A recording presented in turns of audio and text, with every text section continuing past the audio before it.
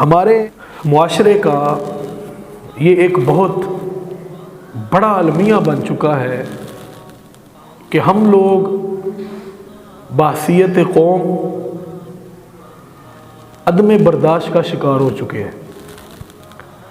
کہ ہمارے اندر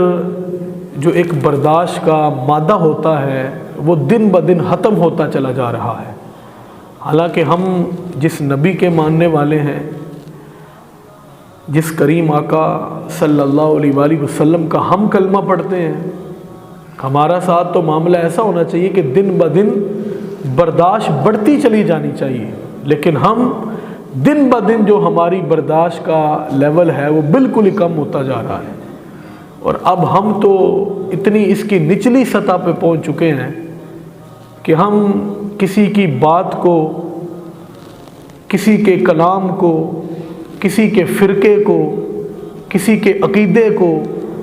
کسی کے نظریے کو، کسی کی سوچ کو،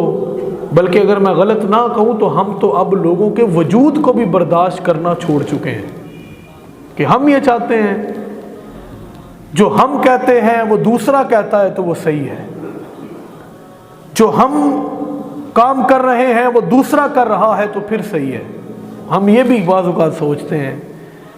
کہ جو ہمارے مذہبی نظریات ہیں، جو عقائد ہیں، ایک تو یہ ہے کہ کسی کے لیے اچھا جذبہ رکھنا، اس کی بات نہیں کرتا، لیکن ہم لوگ بعض اوقات یہ سوچتے ہیں کہ اگر ہمارے جیسی کسی کی مذہبی سوچ اور فکر بھی نہیں ہے تو اس کا بھی زندہ رہنے کا حق اس دنیا میں نہیں ہے۔ تو ہم اس قدر عدم برداشت کا شکار ہو چکے ہیں، اور آج کل جیسے ہمارے ملک کے حالات بن چکے ہیں کہ بحیثیت قوم ہمیں شرم آنی چاہیے۔ پوری دنیا آج بحیثیت قوم ہم دیکھیں تو ہمارا تماشا اور تمسخر اڑا رہی ہے کہ ہم وہ لوگ ہیں جو کسی کی بات کو، زبان کو بند کرنے کے لیے اپنی زبان سے اس کا جواب دینا نہیں پسند کرتے، اپنی زبان سے اس کی بات کے اوپر دلائل دینا پسند نہیں کرتے،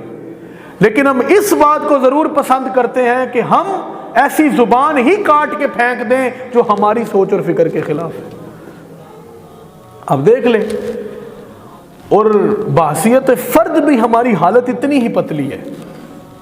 ہم صرف اپنے گھر کے معاملات کو دیکھیں نا، اور ہم سب، میرے سمیت ہم سب اپنے اپنے گھر میں ایک نظر دوڑائیں تو ہمیں پتہ چلے گا کہ ہمارے گھر میں ہمارا رویہ کیا ہے۔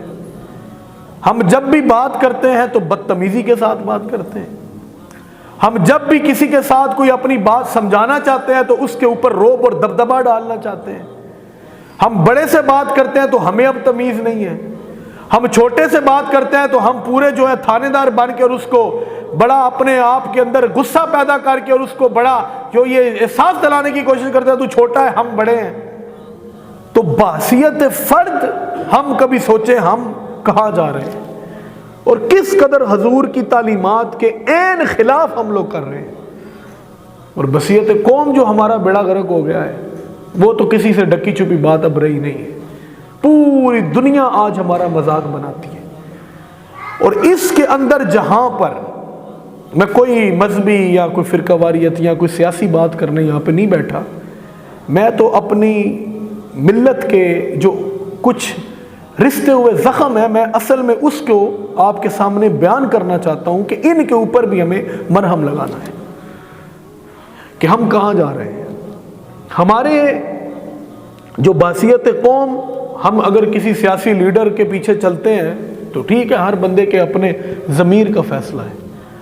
یہ مجھے حق نہیں پہنچتا کہ میں آپ کو پکڑ کے تو کسی اور اپنے سیاسی لیڈر کے پیچھے کھڑا کر دوں، یہ آپ سب کے اپنے ضمیر کا فیصلہ ہے۔ لیکن یہ بات یاد رکھیں، یہ جو سوچ اور فکر ہے کہ صرف میرا لیڈر صحیح ہے باقی سب غلط ہیں، یہ بالکل جو ہے اس ایسی سوچ اور فکر کی ہم مذمت کرتے ہیں، یہ صحیح نہیں ہے۔ ٹھیک ہے، آپ کا لیڈر ہے، آپ کا رہنما ہے، وہ مذہبی ہے، وہ سیاسی ہے، وہ کوئی اسپرچول ہے، وہ روحانی ہے، کوئی بھی ہے تو وہ آپ کا ہے۔ اس کا یہ مطلب نہیں ہے کہ اگر کسی اور کا رہنما ہے تو وہ غلط ہے۔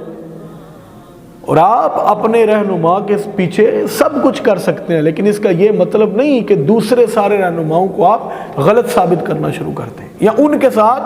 آپ جو ہے نفرت کا معاملہ کرنا شروع کر دیں۔ میں نے جو بات کہی کہ آج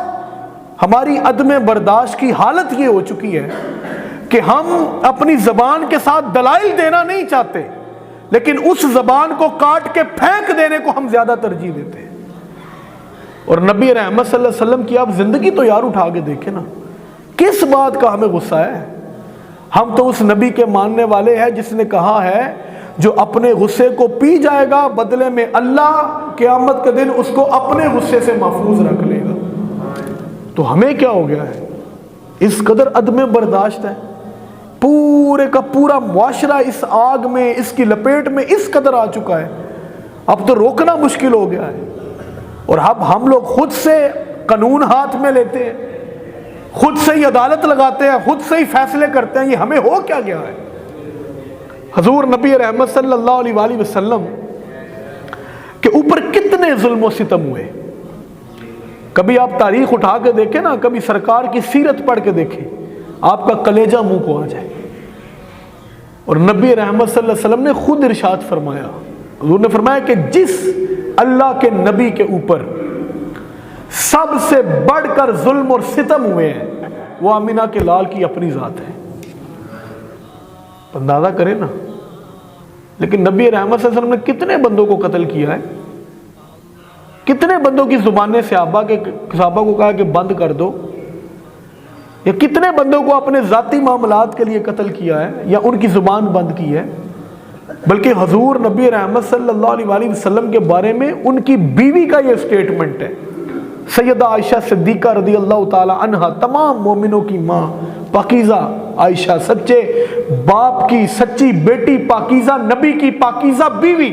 سیدہ عائشہ خود فرماتی ہیں۔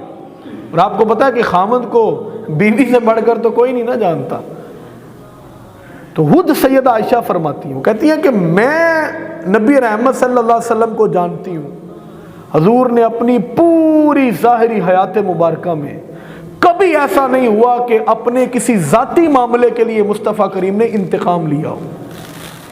ماں سوائے اس کے کہ کوئی بندہ اللہ کی حدود و قیود کو کراس کرتا تھا۔ اپنے ذاتی